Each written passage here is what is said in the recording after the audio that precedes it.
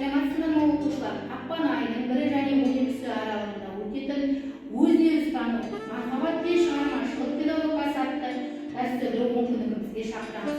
Осы дәстүрлүү мүмкүндүгүбүзгө белсене Өзүнүзү тануу, махабат пен шығармашылық педагогикасы атты мүмкүндүктүн ашылуы. Жүрекке жол тапқан мейірімді Сара Алпысқызы.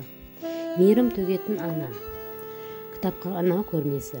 Жүректен жүрекке атты көп балалы, аз қамтылған отбасылардың балаларына және ерекше білім беру қажеттілігі бар балаларға көмек көрсету қайырымдылық акциясы. Өзін-өзі танудың үнжу маржандары. Рухани адамгершілік тақырыбында дәйек сөздерді жатқа оқу. Эстафета. Адамгершілік пен руханияттың мөлдір бұлағы. Әртүрлі материалдар жасалған қолөнер. Өзін-өзі тану, рухани адамгершілік білім беру әлеміндегі басымдылығы, дөңгелек үстел. Алтын жүрек анамыз.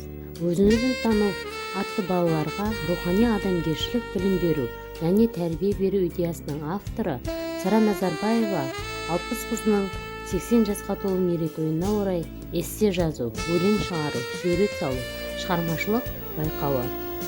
Әдептілік, әдемілік, отбасы жарастығы, сөзбен іс көріктігі. Бұл ашық сабақ тәрбие сағаттары. Махаббатқа толы жүрек. Жобалар байқауы. Өзін-өзі тану балалар көзімен. Интеллектуалды сайыс. Өзін-өзі тану махаббат пен шығармашылық педагогикасының мүмкіндігі апталығының жабылу салтанаты. Ал оқушылар, сіздерге сәттілік, белсенді болыңыздар.